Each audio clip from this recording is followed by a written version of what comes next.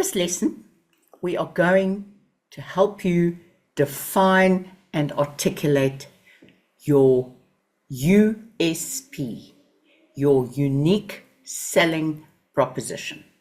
I wonder how many of you have done this exercise. I'd be interested to know. Comment down below. And how many of you have never even been shown how to do it? As usual, here we are with Marketing Made Simple. Let's help you do this. First of all, a mission is about why your business exists. It's a few fancy words that inspires the team, keeps people focused. Value proposition is about how your business helps others. It's kind of your elevator pitch of who you are and what you do. Your unique selling proposition, however, is what helps people understand how you are different and a better choice than your competition. Now, wouldn't you like to refine that and make it easy for people to choose you? It's possible to have more than one USP. Why? Because you've got different services and products. You've got different ideal customer niches. And each of those should have a unique USP. Whereas your mission statement kind of is overriding for your entire business why your business exists, the why of your business. Here we are very much about how we are doing it. Mission, the goal of your business. Value proposition, the benefit of that goal. And the unique selling point is how you execute your value proposition better than your competition. Do you want me to repeat that? Your mission is the goal of your business.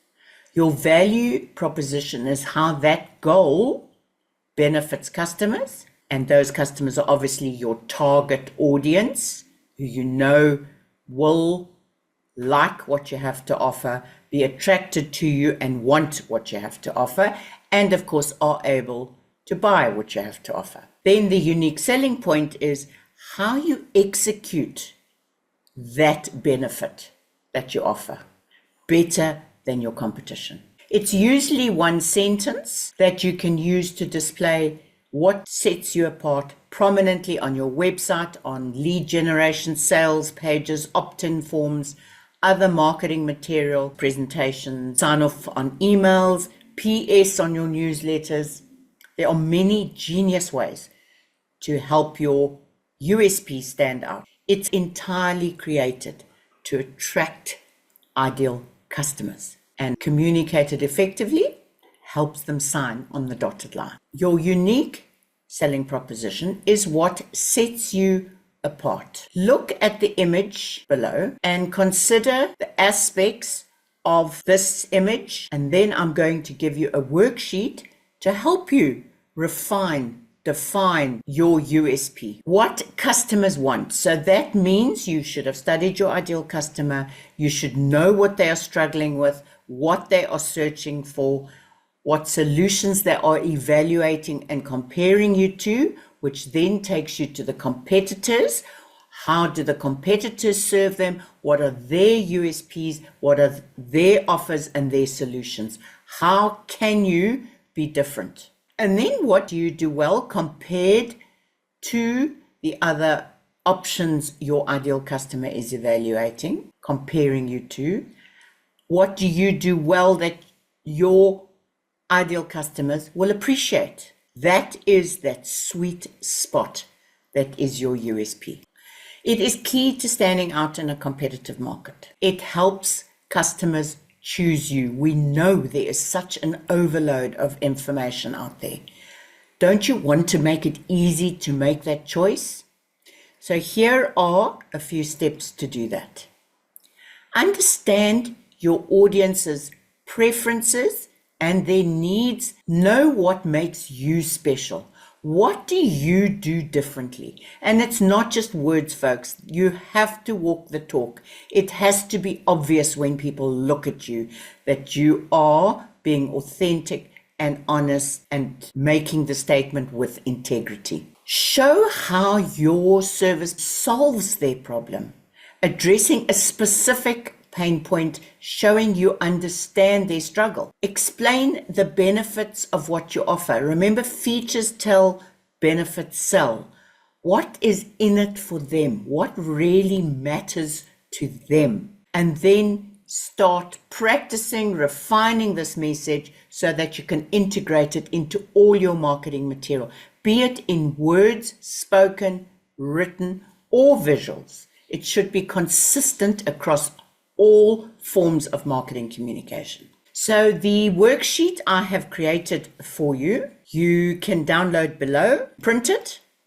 It is, of course, to be rinsed and repeated for different offers and different avatars. And here are the parts of the exercise. I'm briefly going to review it, and then I really recommend you get to work, because this is a game changer for your marketing communication. If you've not completed our ideal customer short course, go and do that before you come back to this.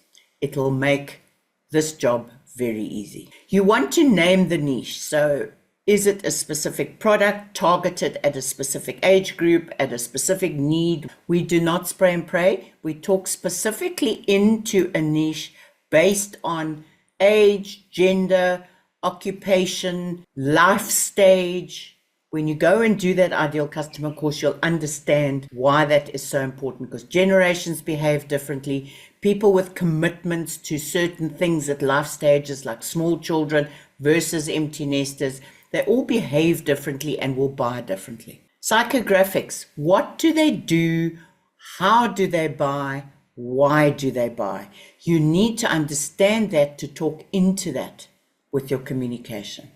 And then what challenges and problems are they currently facing? Remember, very often people don't know what they need, but they know what they don't need, what they're trying to avoid, what they're trying to move away from. Your job is to find the problem and give them their best solution. In each of these areas, you've got room to write your answer in and fine-tune it. Ask AI to help you fine-tune it. But this is a worksheet that takes a bit of time, but is really going to give you such clarity.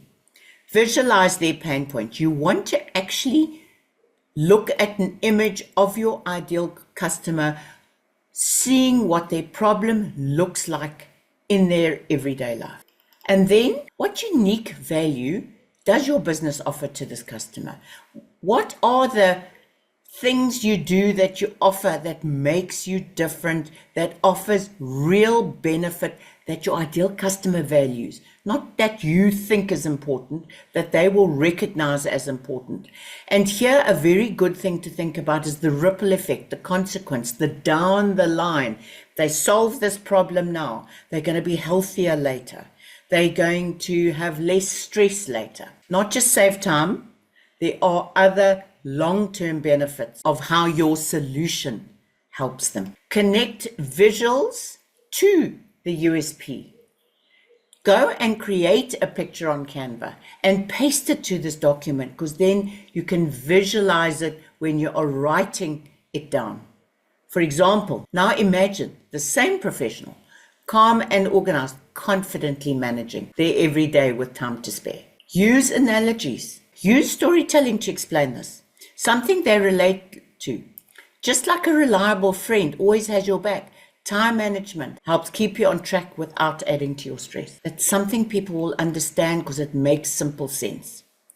Identify what sets your business apart. What's the specific problem you solve? What is the comparison to your competitor?